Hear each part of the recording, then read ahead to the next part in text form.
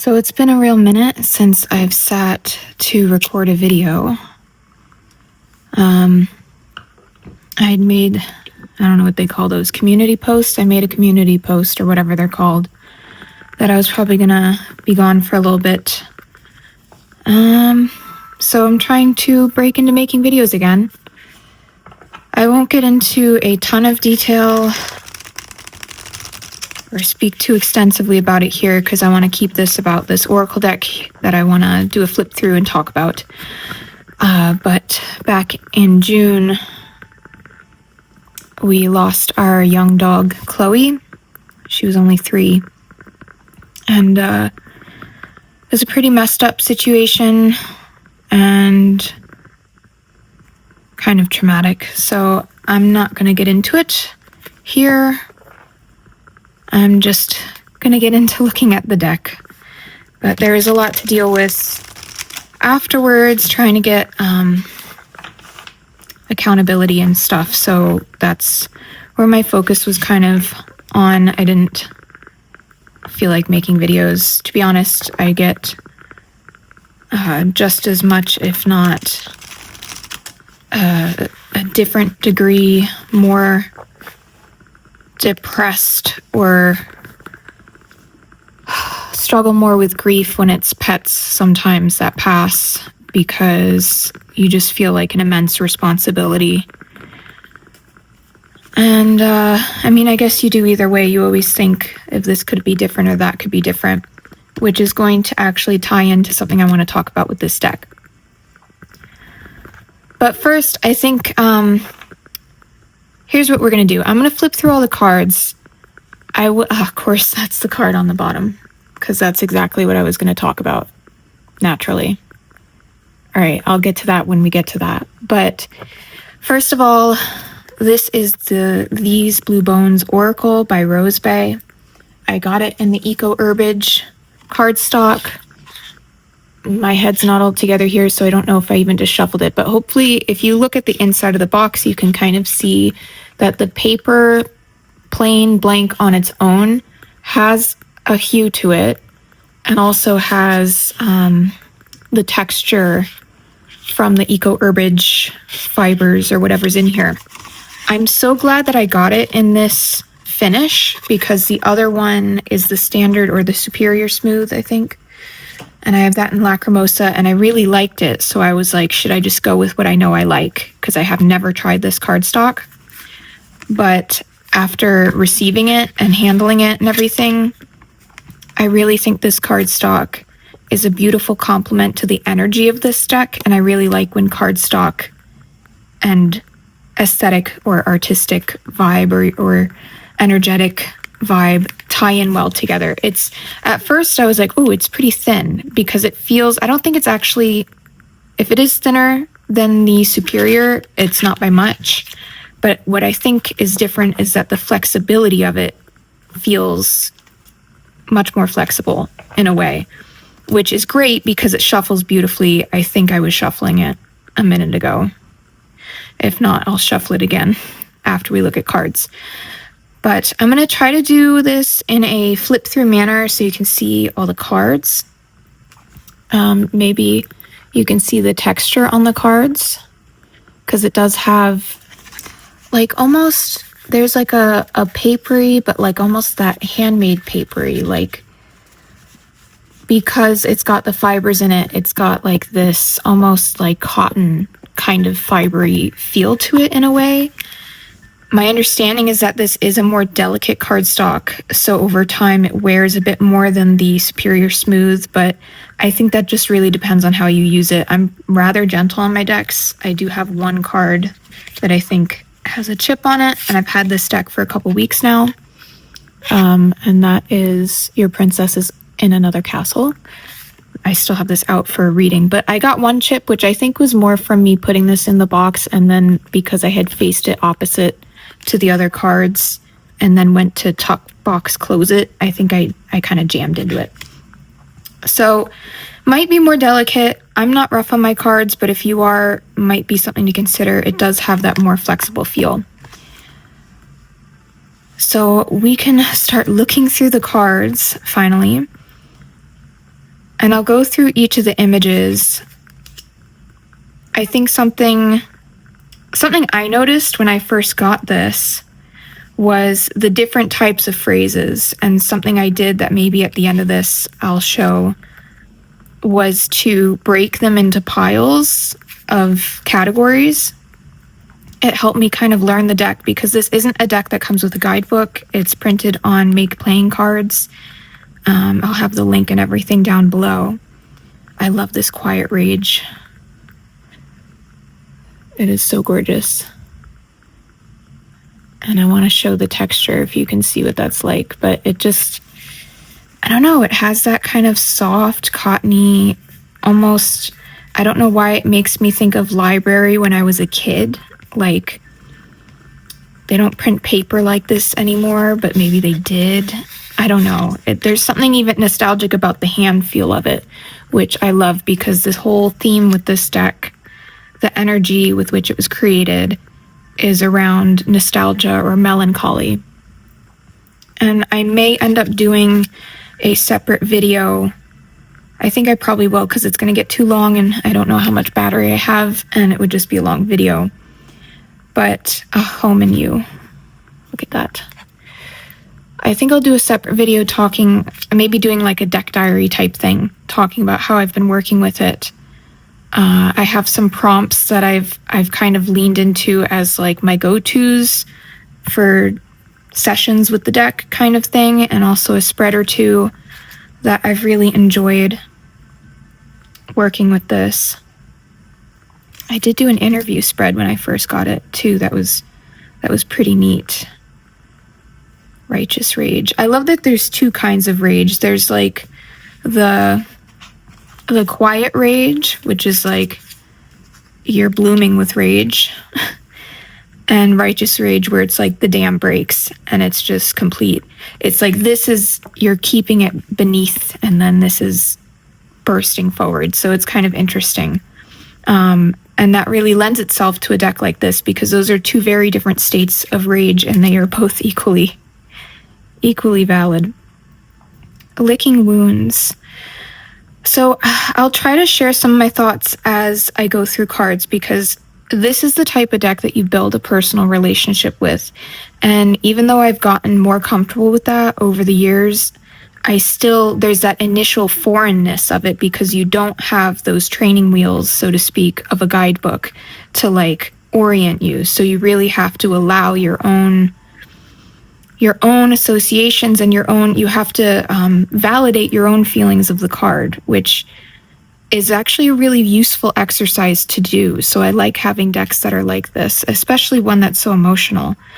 But something I thought of with this Licking Wounds card and having this shield, which I think hopefully you can see has like a battle carved into it, or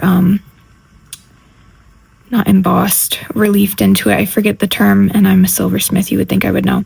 But anyway, there's something almost about wearing a tragic battle like your armor, and licking wounds going along with this idea of like having this shield forward that is like an outward face of the battle that you've dealt with, of the wound. And kind of having this outward face of blocking it with this shield, but in the same right, constantly holding it up like a shield is in effect licking wounds. So that's sort of where I went with this card, because at first I was like, licking wounds and shield, but that's what I like about this being the type of deck that you very much, you know what, I'm going to zoom you in, hold on. A deck where you very much are building your own associations. And I did get a journal, which hopefully will arrive at some point, where I'm just going to dedicate it to this deck. It was kind of a struggle because this is 105 cards, and I really wanted to find a blue journal that I liked the aesthetic of, that had enough pages for me to do like a whole open face spread for each card, just to have room to grow into meanings as time goes on.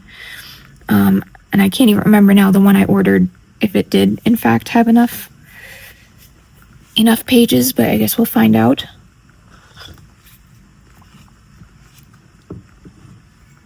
The medicine. See, this one's interesting and I have to sit with it still.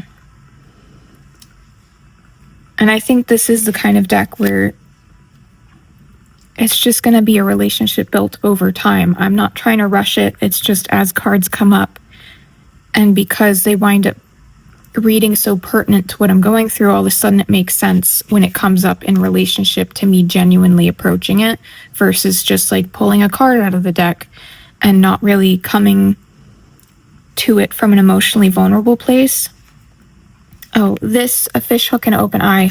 This is from a poem. 1 second, let me find it.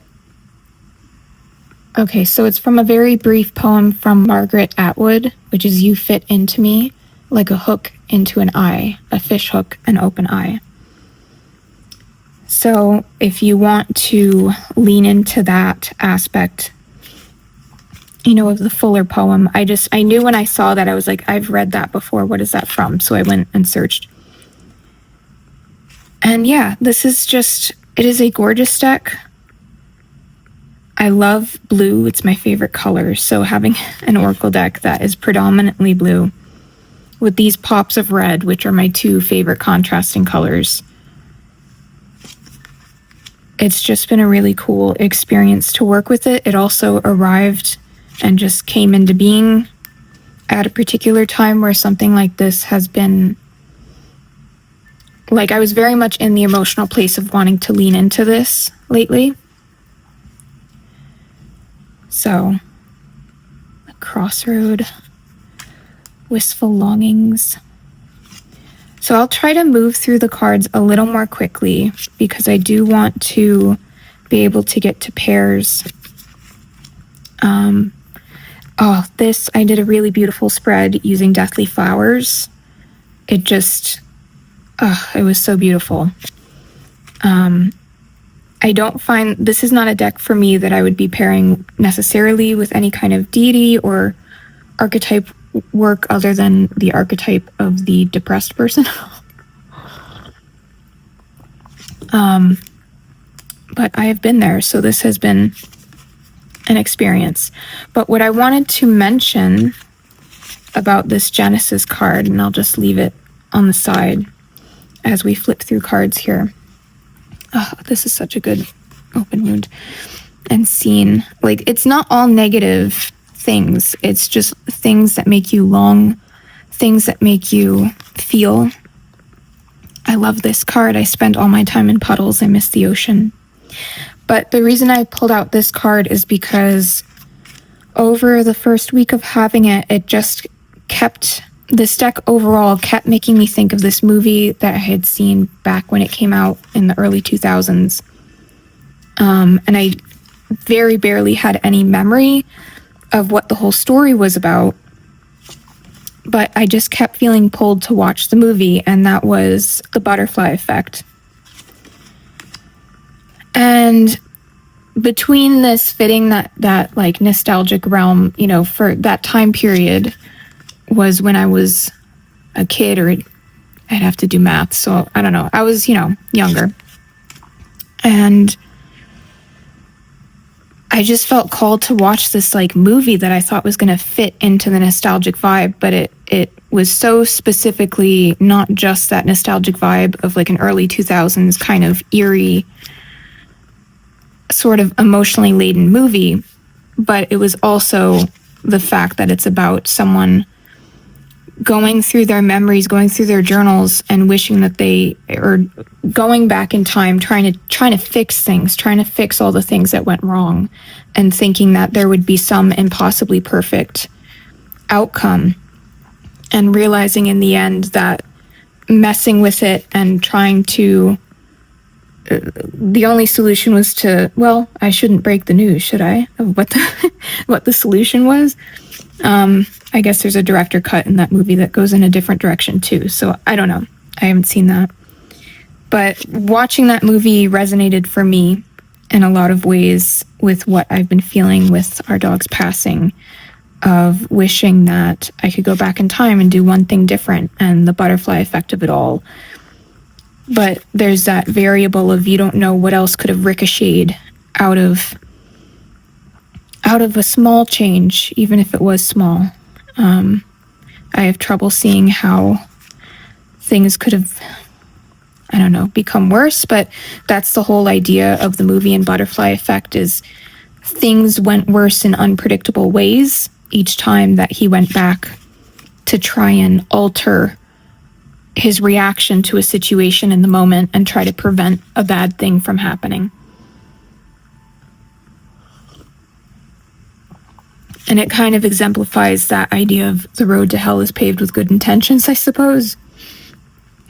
Because he kept going back with this earnest intention to make everything right, but at the same time, maybe some of it was selfish because he was trying to also get what he wanted out of the situation. And the more he went into that place, the more it drove him nuts, and the more things got worse in ways that he couldn't have foreseen.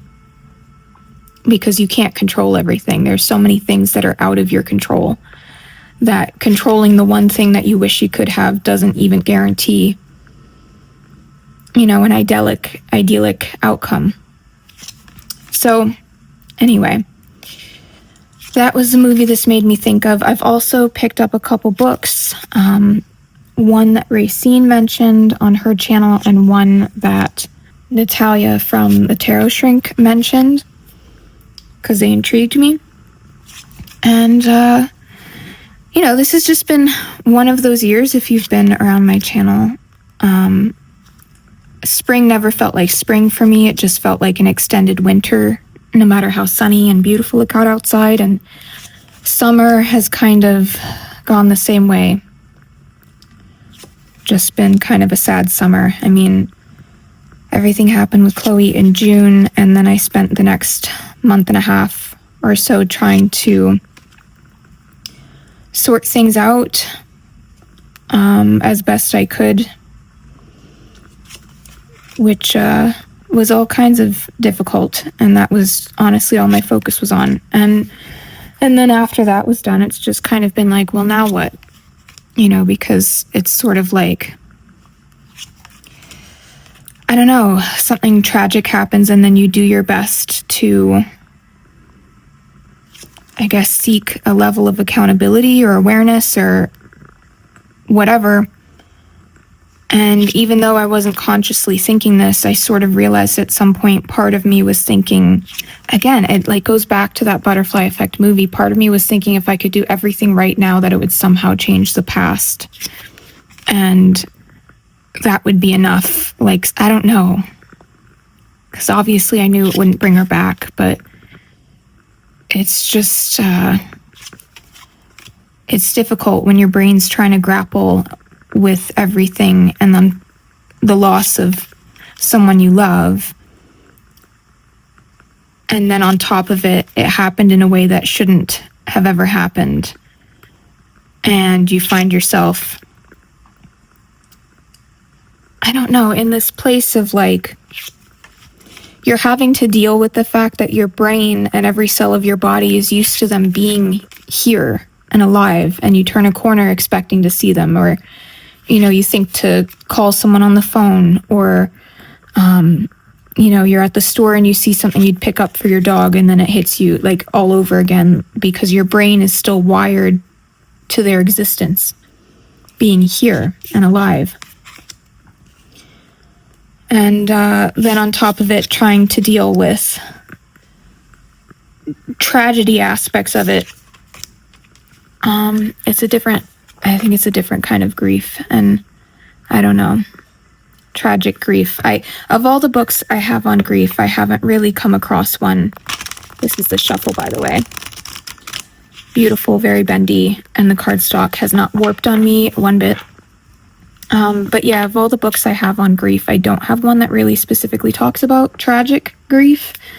Actually, Bearing the Unbearable is one that I picked up after Chloe passed, and I have not read that one, but even just the title and having flipped through the book a bit, maybe that one does talk about it.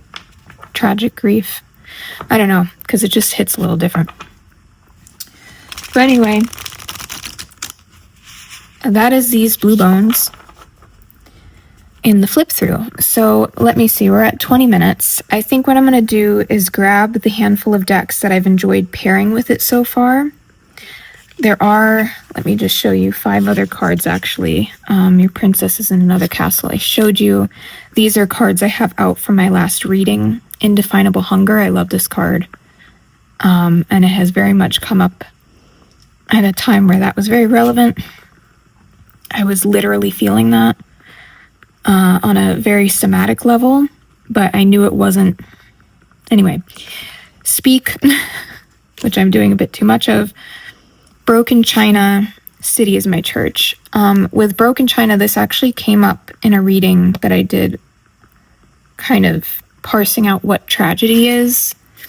And when I do the deck diary for this deck, I think I will include that spread and how I interpreted it, and the message that came through, because it was personal in the sense that it's something I very deeply relate to at the moment, but also, I don't know, maybe it will help someone else to share what it was, just to know how to frame, how to give words to what tragedy feels like. There was something cathartic in that, and that's another thing I want to say with this deck, is that it's got a catharsis to it, which is nice, because sometimes you're just grieving and sad or depressed, and you don't want to be given messages of encouragement or even told what to do to make it better. Or, you know, my go-to grief deck combination is Death Doula and Tarot, the Sweet Fool. And that one is very much what's the medicine of the day, and is more how to move through the day. This is just, this is not about moving. It's about understanding and being able to put words or reflect on what the feeling really is. And I appreciate that in a grief practice, which has seemingly been most of what my practice has been for this year. So at any rate, love this card. Let's grab a couple decks that I've enjoyed with this one. So first things first, because this kind of falls into the category of more, for me at the moment, grief work, pairing it with the 2 decks that I otherwise have turned to in grief was kind of a no-brainer, and also thankfully they do pair beautifully. So Remembering the Sweet Fool is the tarot deck. Ooh. Why do I have 2 cards out? What were they? I think I'm done with that reading. But anyway, this one, I wouldn't say it's a perfect pair, but because of the color palettes and everything, they work well together. It's a strange deck. There's a new print run of it also, so it's not out of print anymore. And I did order the new edition. I was bad. But I use this so much when it comes to grief. I like the no humans. I like the abstract aspect of it personally. The ambiguity. And how they look together works for me. How they've read together has worked nicely for me. For me, if I'm pulling in tarot to this, it's to really get into, I don't know, either practical. I have to figure out how I would describe the difference of turning to a tarot deck to expand on a reading with this deck versus oracle, because I have really enjoyed pairing this with other oracles. I would say for tarot, it's more that I'm specifically unpacking things. Tarot feels a lot more grounded and practical and like a structure. Because it has the structure, I approach it for structure to whatever I get out of this deck. Does that make sense? I don't know. That's something I'll have to work on over time explaining. But I do think they work well together aesthetically for a tarot deck. And I've enjoyed pulling it out when I want tarot's take, so to speak, on the reading.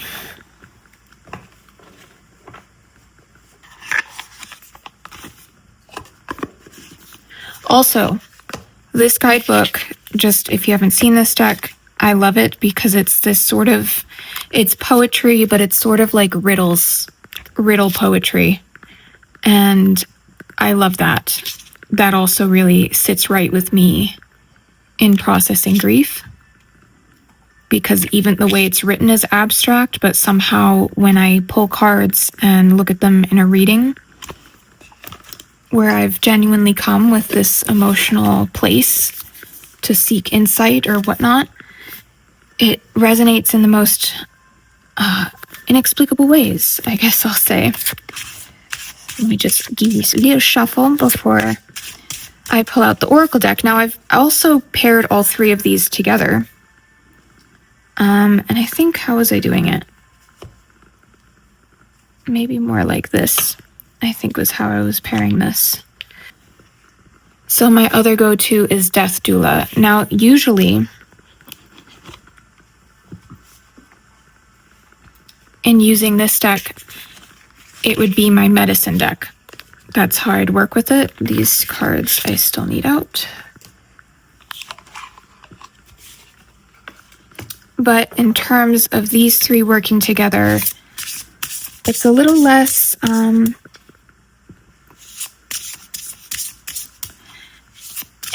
not quite using it as a medicine card pull. I'm using it more as what's in between guidance, or I guess the way I would think of it is more like this card is the beacon in the reading, and these are the blinders, or I don't know, something like that. It's not quite how I usually work with it as a medicine deck paired with this. It kind of shifted the way it felt right to work with them paired together.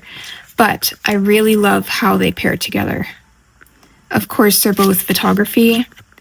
Death Doula is abstract. It's sort of like, in a sense, collage, because it's these different images that are taken at different exposures and stacked or manipulated together in a traditional photography manner rather than digital, versus this, which is photo collage, or not just photo, but it's also illustration. So it's got a little mix going on, but I just really have enjoyed how they pair together aesthetically, and again, in the energy of them and the way that they've read together. It's the sort of thing that, especially the last reading I did, the way that they all sang together and created a cohesive reading that hit me pretty deep was pretty crazy. And you can pull in, or I have pulled in, I should say, Tarot of the Sweet Fool, Remembering the Sweet Fool Tarot. I always say it the wrong way. You can pull that one in to get tarot into the reading as well and have, you know, a 3-deck kind of patchwork type thing going on. But I've also used another tarot deck that I really like, because I sort of do it off to the side when I need a more, you know, how do I put it? These decks kind of speak in a poetry, or they speak in metaphor or things like that, right? Whereas tarot to me speaks in like plain language in a sense. They're still poetic because it's artwork and you can go into the poetry and the symbolism and all these things. It's still poetic, but the way, the tone, or the, I don't really know how to describe it at the moment. But the way I read with tarot is feels a lot more concrete, whereas these can be very expansive concepts. And for example, when I did the last reading I did with these, one of the cards I pulled was From the Ashes. And when it came to this card and then the blue bone cards that came around it, it prompted me to want to know, okay, what do I need to burn to ash? You know, what's ready to be cleared out, and what can I clear out at this time that is achievable for me and not too much, because I want to burn everything down at once. And so I pulled tarot for that because it was more concrete. And boy, the reason I still have those cards out is because of how hard that all hit. So But yes, this is my current main pair when it comes to working with these decks, at least the last week or so. I've been kind of really loving this. Like Drift with Loose Ends, Still I Linger. And then what do we have here? The Shadow, Your Love Like Nails in My Feet, and a Light in the Dark, in the Darkness. Cool stuff. And this has a lot of blue tones too, and even the pops of color that are in this deck often lend themselves to the pops of color that are in this one, so they just blend aesthetically really well. And I love it so much I just keep flipping, but we should move on. So the other tarot deck I've really loved pairing it with is Deathly Flowers. I do have to take out the couple of cards that I still am not done reflecting on with that last reading. I love this tarot deck. This is another Make Playing Cards deck, so if you were to try and order from there and you didn't want to just get one deck because of the shipping, which is kind of how I feel about it, I would definitely recommend this one. I adore it. I mean, if you work with Persephone, it's kind of a beautiful deck for this particular nuance of her. But just as a tarot deck alone, or however else you might associate it, it is gorgeous. And the collage styles work well together. The fact that there are pops of red in these blue bones works really well with this. So this is one of the pairs I've really enjoyed. And then I can pull in my work with Persephone to kind of dig into this Dissecting type stuff of understanding.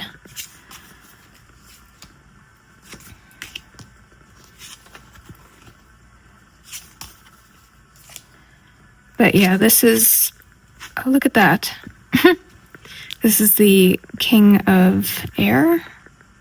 It's a little hard to see on some of them, but I'm pretty sure King of Air with Genesis and Yes.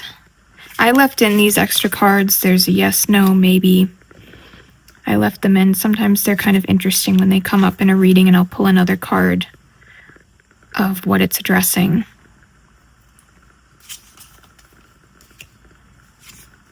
The only thing I'll say with Deathly Flowers is when I got it, I should have paid more attention to the fact that the red gilding on my copy was still a bit tacky out of the package, out of the plastic, because what ended up happening, since I started shuffling it too much right away, because it's really a nice shuffle, is that I got a little damage that I think is more from the fact that the gilding wasn't fully set yet or something, because now, like, once it dried down, it doesn't really budge like that, but all that damage kind of happened the first few days for the most part, and then because the gilding kind of has the seal broken on it, so to speak, it's gotten a little bit worse, but it's okay. But I would recommend, if you ever get a Make Playing Cards deck with gilding on it and it feels tacky right when you get it, don't go right into riffle shuffling it. Let it dry out for a day or two. I can't remember how long it really took, but yeah. 2 of Water, Dream Space, 4 of Water. Yeah, again, red and blue is a combination I really love. I really enjoyed working with these two together. Deathly Flowers has a Persephone power to it, like the fiery side of her, I would say, overall, and that adds an interesting element to working with these blue bones for me. So that is Deathly Flowers. Let's do the last tarot deck that I have that I think pairs with this, and it is another Rosebae deck. So again, if you were to try and get more than one deck, ordering from Make Playing Cards to make up for to kind of spread out the shipping, so to speak, and everything else. Although now there's tax added onto it and everything. Anyway, if you wanted to pick up a second deck. I have found that I really like Lacrimosa with this. Mine is looking like a zebra right now because I like started edging it and then my ink pad dried out and it took a while for my ink refill to come, so I haven't, and I wanted to work with it, so it just looks a little stripy right now, which is kind of cool. But this is the other cardstock that these Blue Bones comes in, which is a smooth. I really love it, actually, and I think it works beautifully with this deck. Like, I don't know if I would prefer Eco Herbage with this, for example, because the crispness of it, because the cardstock base is, I imagine, pure white, and the flatness of it, because it's got no texture. You know, it is, I think this is called Superior Smooth. And in terms of the flex, it still bends really beautifully, but it just, with these Blue Bones, feels even more flexy because it has that sort of, like, I almost want to say cloth-like feel to it. You know what I mean? Does that make sense? So it has a different kind of flex to it. But I actually find I quite like them together. I didn't really think I would. I thought this would be kind of a weird pair, and it, you know what? It is.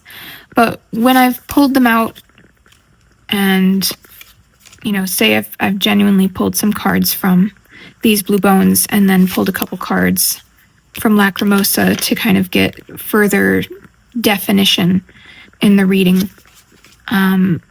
I've actually really enjoyed how they work together and how they wound up pairing aesthetically. They're very different worlds. You know, these are classical oil paintings. You know what? There's still, the thread that connects them is that they both are reflecting on something that has passed. You know, that's in a sense part of history, because you have these kind of black and white or older images and just this feeling of nostalgia with these Blue Bones, and then you have these old oil paintings from long ago with Lacrimosa. So worth considering, I would say, if you're looking for a pair and you happen to already have it, even better. I think they work nicely together if you do want to be pulling in tarot.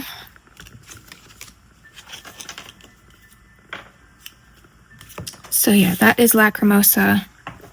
I'll have both of her decks linked below at the least, or if I just link her shop, I guess you can go look. Just, I know with these Blue Bones, like, there's all kinds of options with Lacrimosa, and then with these Blue Bones, there's options with cardstock, and then options to not get a box if you want to save on that, because since this is a bigger and, you know, has such a significant amount of cards type deck, it's a little more pricey than decks from there usually already are. But personally, for me, if I don't have a box, it's just better if I have a box, because like even Deathly Flowers, I want to get a better bag or wrap or something like that.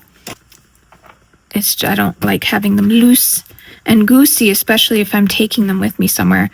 So the last deck I'll show is an Oracle that I think pairs interestingly with this. I think I've seen Rosebae pairing this together. So I might have gotten the idea from there.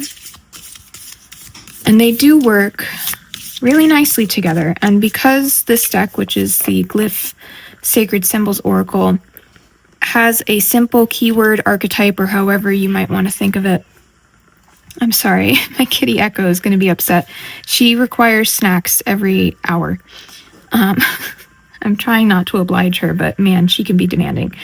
Yeah, so here you have a simple concept with the snake or serpent and transformation, and then paired with Righteous Rage. That can be a really interesting reading to dive into, and I think aesthetically, they also really work. They just look quite pretty together.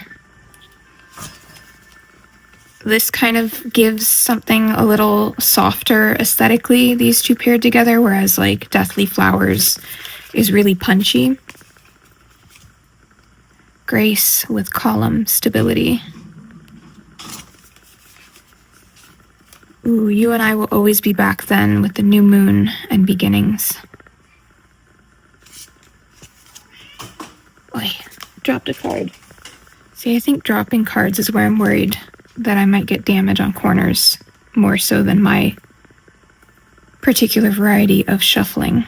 Ooh, joy with lotus and purity. Cornerstone with hands connection. Open heart, full moon. So these kind of give a very dreamy feel to me, paired together.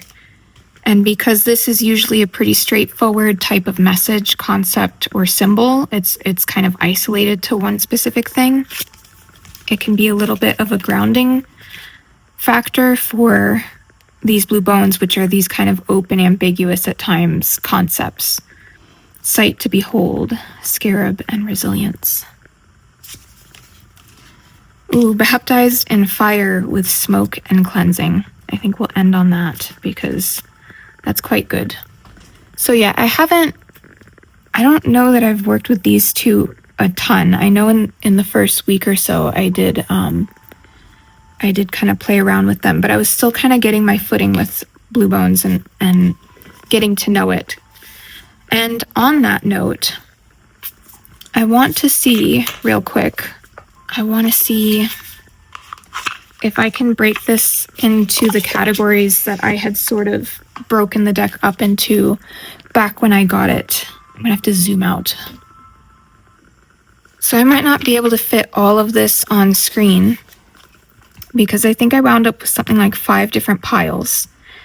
And I just went through and started categorizing the cards in a certain way. So like hauntings in the walls of my mind, and there are no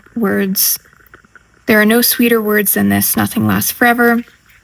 These are kind of, actually this might have been a separate, I might have put all the ing cards in a category. I'm gonna have to look at the picture of what the piles I made were. But I think it was something like this, where all the cards, like the profane, were in their own pile, because there's a bunch of those. And then the 2-word cards, for the most part, wound up together, unless it kind of felt like it belonged somewhere else. And then the ing cards I kind of all put together. So blooming in the dark, hauntings in the walls of my mind. That's sort of, blooming in the dark is more of a verb doing, whereas hauntings in the wall of my mind is more a concept. So I might mess around with that, but I just wanted to give you an idea. Light in the darkness. Actually, still I linger might have gone somewhere else, and I kind of forget where it went, so I'm gonna put it aside. I think I had a something that is pile. So something that is light in the darkness, and then the pile, and then the longer phrase types things, but then something that is fruit of the dead, so that would be over here. The single words, did I really have 6 piles? It's possible. It's not impossible. The old gods, fishing the subconscious. Yeah, but I know I had all the single words in one pile, and I might have then joined it with the 2-word things. But that helped me kind of see and understand how I want to look at the deck, like talking to the moons in the ing, suffocating. Could go in either pile depending on how you want to think of it. Sensuality, spiraling. Maybe, like, see, these could be single words, but all the ing cards could go all in the ing pile. I don't remember how I decided to do it in the end.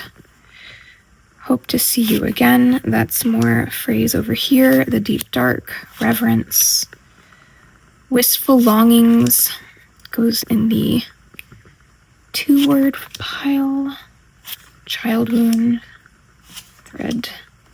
Snake. So I'm going to speed through this a little bit, or maybe just wait and bring you back when I've separated them out into piles. Let's do that. Okay, so I kind of think I have them broken down, but there's there's an extra pile I don't remember having, so I'm not sure if I'm doing this exactly how I did it the first time, and it's not really relevant.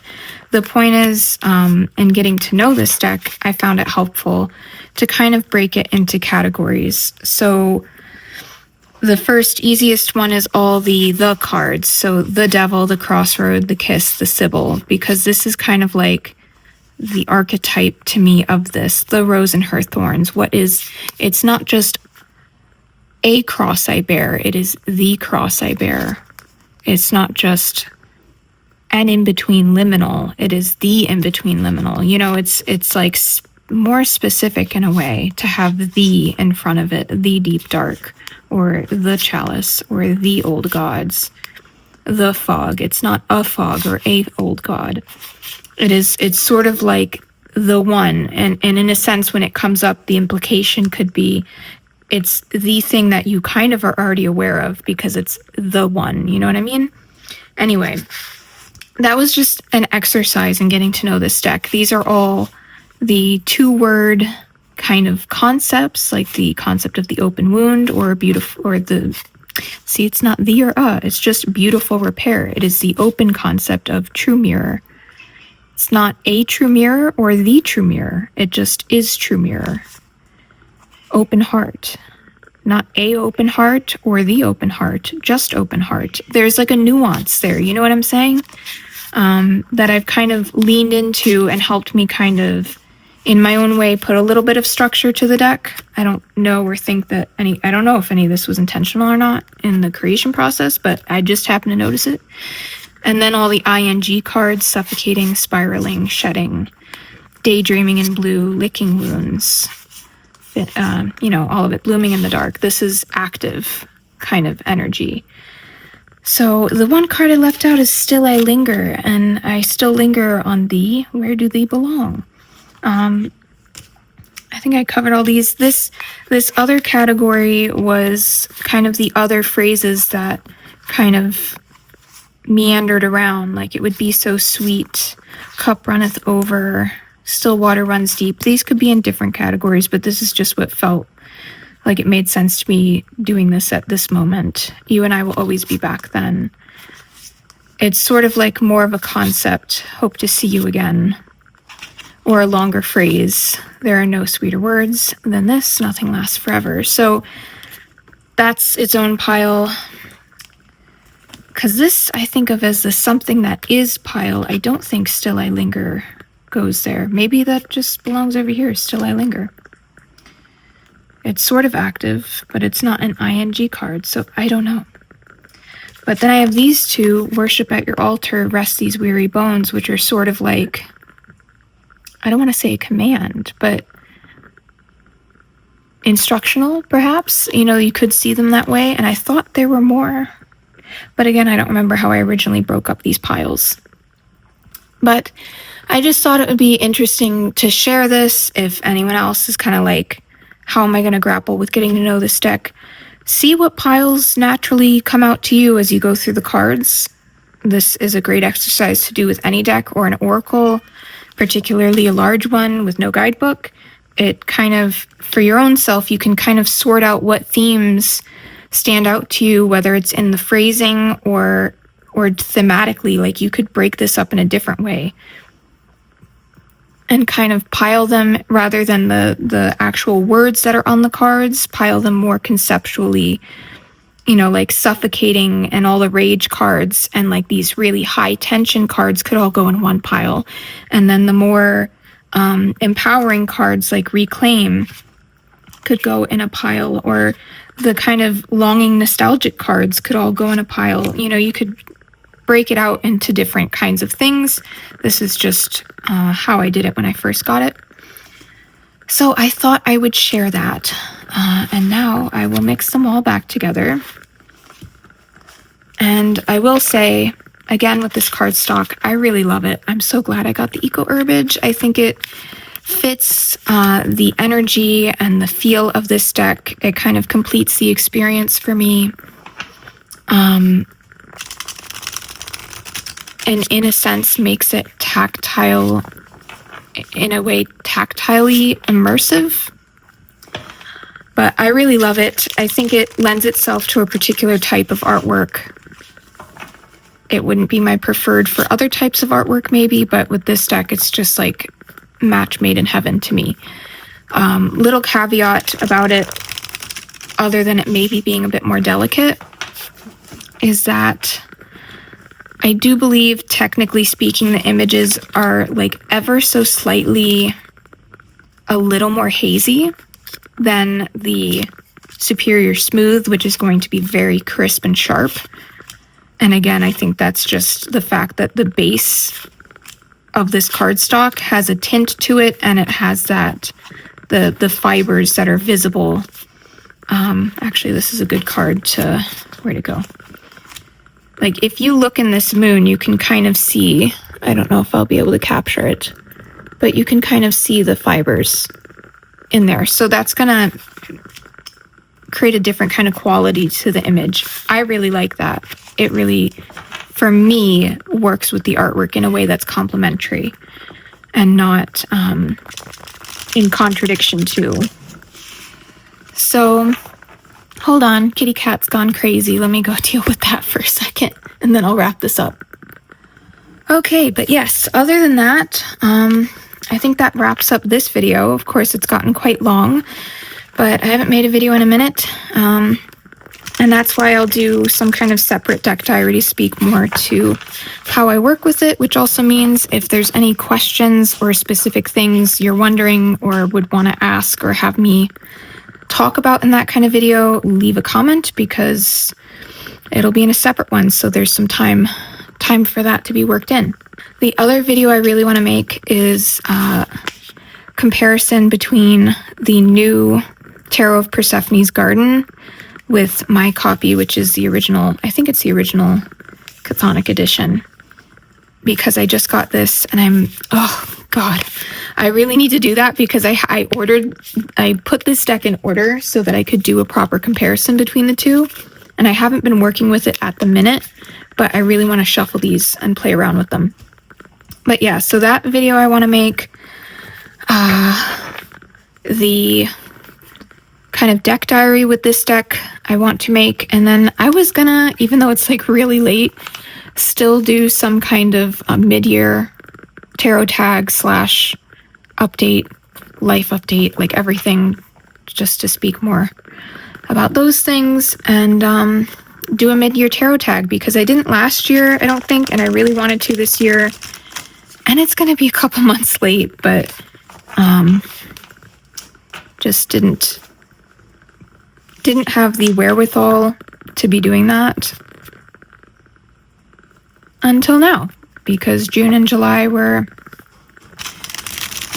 what they were. So that is it for my long rambly video. If you made it to the end, thank you so much. And if you like this video, please leave a like. Consider subscribing if you aren't already.